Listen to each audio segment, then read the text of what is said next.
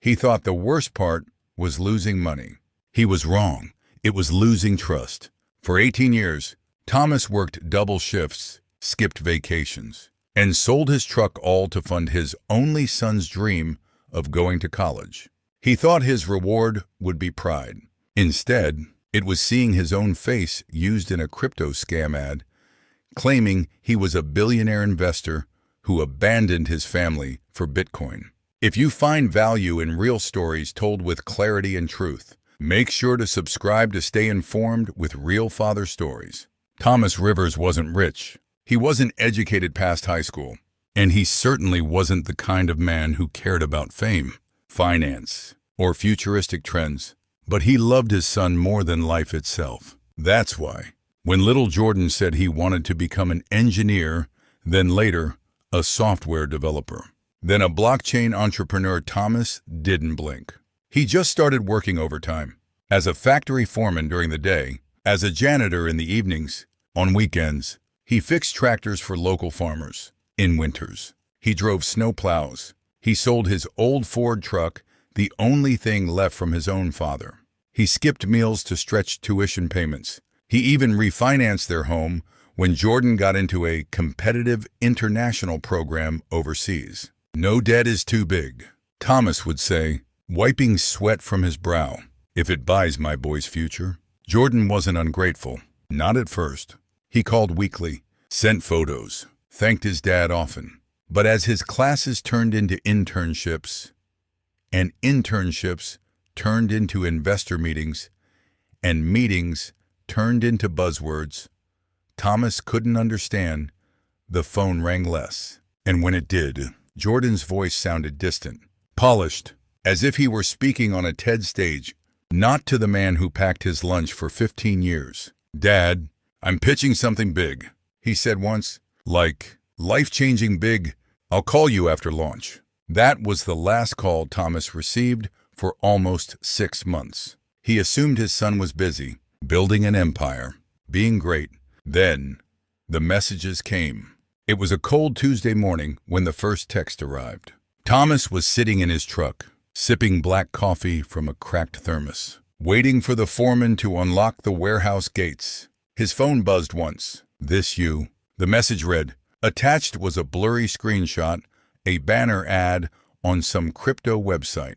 Flashy font, digital coins spinning, and smack in the middle, his face. Not just any photo. It was an old picture, one Jordan had taken years ago, when Thomas was smiling in front of the barn after fixing the roof. The background was cropped, but Thomas knew that face like he knew every callus on his own hand. Above the photo, the headline blared, "Former janitor becomes millionaire. After secret Bitcoin investment, find out how." Thomas stared, confused, then alarmed. By noon, 3 more messages came. A cousin in Texas, a retired coworker, even his pastor. They all asked the same thing.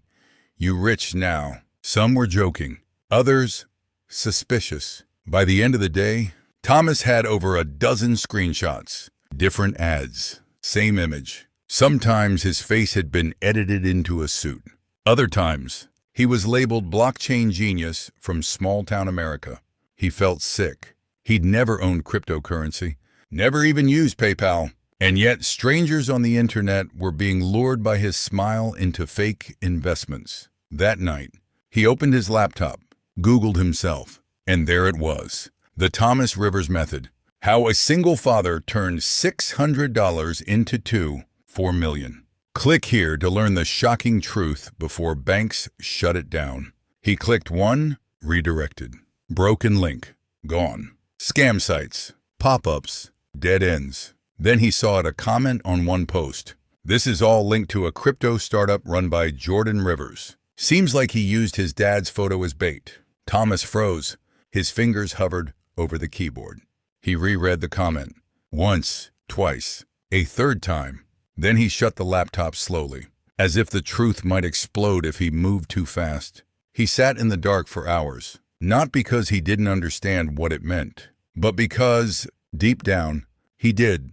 And that was the part that hurt the most. Thomas didn't sleep that night. He didn't eat the next morning either.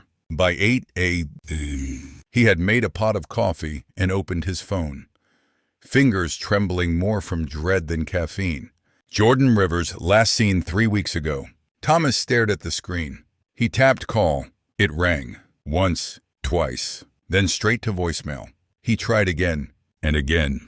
Nothing. No text. No blue check marks. Just that gut-sinking sense that he wasn't being ignored, he was being erased. He opened Facebook. Jordan's page hadn't been updated since last year. Instagram. Private. LinkedIn. Gone. Then he checked Twitter. Found a tagged post from an excited young investor. Big shout out to Jay Rivers for letting me be part of the early drop. This guy's a legend. Thomas clicked on the account. Private. But the profile picture showed Jordan with a brand new haircut, designer glasses, and standing next to a glowing screen that read, "Signet token the future of decentralized identity." Thomas blinked. He didn't know what any of that meant, but he understood one thing: his son was behind it, and he had used his father's image to sell it. Thomas's heart pounded. He wasn't just disappointed, he was angry. Not because Jordan had gotten rich, not because he used crypto or startups or buzzwords he couldn't understand, but because he had crossed a line. He had used trust as currency and spent it all. Thomas sat at the kitchen table, staring at a photo on the fridge, the last one they took together. Jordan was 17. His arm was around his dad's shoulder, wide grin, fresh haircut before prom. And now he was selling fake dreams with his father's face. Thomas picked up the phone again. This time, he didn't call. He recorded a voice message. "Jordan, I don't know what you're doing. I don't even know who you are right now. But if this is what success looks like to you, using your own father as a marketing tool for lies, then I raised a stranger. Call me when you remember what truth feels like." He hit send, then he sat back and waited. But the only reply he got was silence. 3 days passed, still no word from Jordan. Then came a knock. Not a neighbor, not a friend. A young woman with a notepad and a camera slung over her shoulder. "Mr. Rivers." Thomas stepped cautiously onto the porch. "Who's asking?" "I'm Claire Benton, investigative reporter with Digital Ledger News. We're covering the fallout of the Signet crypto collapse. Your name and photo are all over investor forums." Thomas's stomach sank. "I didn't invest. I don't even know what Signet is." "That's the thing," she said, flipping through her notes. "You're listed as the original success story on their launch site, the working class dad who made millions angle. Problem is, there's no record of you holding any crypto wallet. No interviews, no public statements, which makes me think someone used you, maybe without your knowledge." Thomas nodded slowly. "My son started that company." Claire stopped writing. "You're his father." "I didn't give permission for any of it," he said. "I didn't even know what he was building." He stopped calling. Claire put the notepad down.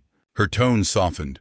"We've tracked over 9 hours, 6 million in investor losses tied to that platform. Most of it gone.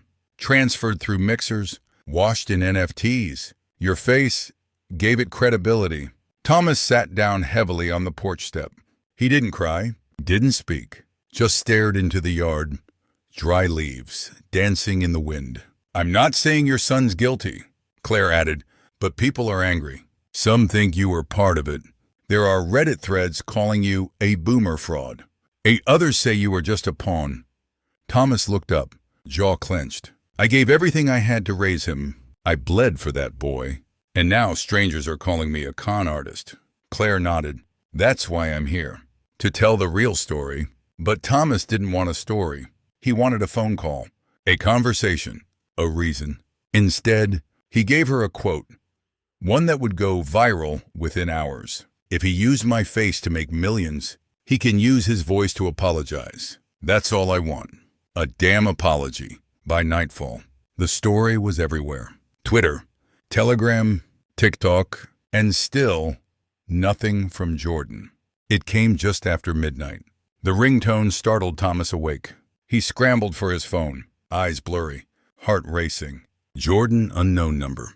He stared at the screen for 2 seconds, then answered, "Hello?" There was a pause, then a familiar voice. Tired, strained. "Dad." Thomas didn't speak. He let the silence say everything. "I saw the article," Jordan said. "The quote, 'You're mad.'" "I'm more than mad," Thomas said. "But you can start by telling me one thing." "What? Was it true?" Jordan exhaled, a sound somewhere between shame and exhaustion. "Yeah," he admitted. "We used your photo for the pre-launch campaign. I didn't think it would blow up like that. We just needed a face that looked real, trustworthy."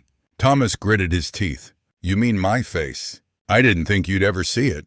Jordan continued. "We geo-blocked the ads from your region. You weren't supposed to know. You think that makes it better?" "I didn't mean to hurt you. Jordan hesitated. "I was drowning." "Dad!" "Investors were pulling out. We needed hype. I thought if I could just fake it a little, we could buy time. Fix the tech. Build it for real. I never expected the coin to crash." Thomas stood in the dark kitchen, phone pressed to his ear, his other hand gripping the table. "People lost everything," he said, "and they saw my face when they did. I know. That's why I'm calling." There was a pause. Then Jordan said the words Thomas didn't expect. "I'm turning myself in." Silence. "Wait, what?" "There's a class action building. Federal pressure. It's only a matter of time. I can't hide anymore. I need to make it right." Thomas closed his eyes. A storm of emotions surged: pride, anger, confusion, heartbreak. "I don't want your money," Thomas said softly. "I want to know you still have a soul." Jordan's voice cracked. "I think I do, but I need you to believe it before I forget how to believe it myself." Thomas didn't know what to say, so he said the only thing he could: "Then prove it." The footage aired on local news at 6:00 sharp. A line of defendants in wrinkled suits, hands cuffed in front, being led down a courthouse hallway. Third from the front, Jordan Rivers, eyes low, hair disheveled, no designer watch, no tech conference grin, just a 27-year-old kid who had flown too close to the sun and melted. Thomas sat at the edge of his couch, watching it all unfold. His name was mentioned twice, once as the alleged inspiration for the scam's marketing campaign, and once as the father whose image became the most viewed crypto face of 2023. He switched off the TV, put on his boots, and drove to the courthouse. The lobby was cold, clinical. A few reporters hovered by the vending machines, checking phones, waiting for a headline. Thomas ignored them. He didn't ask to speak to a lawyer, didn't demand an audience. He simply waited, just like he used to wait outside his son's high school after night class. Engine running, lunchbox on the seat. Finally, an officer approached. "Sir, you're on the visitor list. 10 minutes. Jordan looked smaller in person, or maybe the jumpsuit did that to people. He sat behind the glass, unsure whether to smile or cry. "You came," he said. Thomas nodded. "I said prove it. You're here. That counts." Jordan laughed nervously. "It's not gonna be a short sentence." Thomas leaned forward. "You built something fake, but at least you're showing up for the truth." Jordan swallowed hard. "I'm sorry, Dad, for everything. For the lies. For dragging you into it. For—" Thomas held up a hand.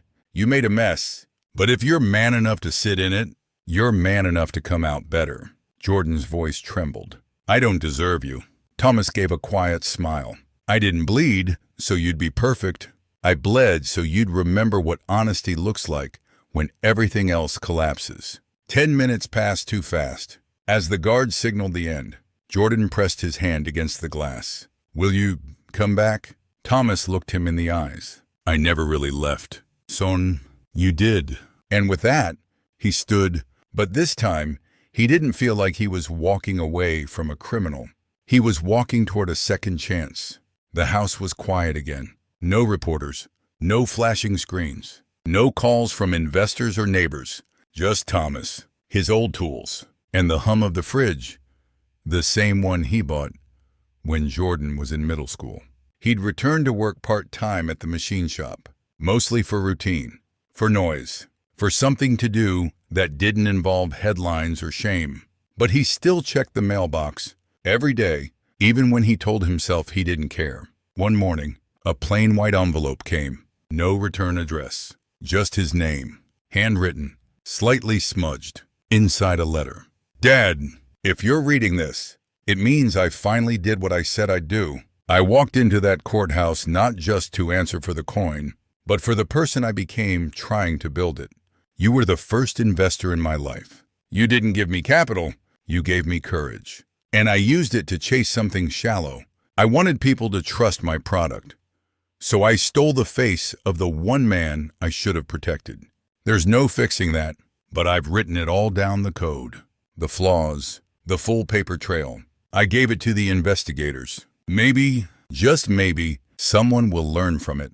Also, you should know, before it crashed, I had pulled out exactly $24. No, I never spent it.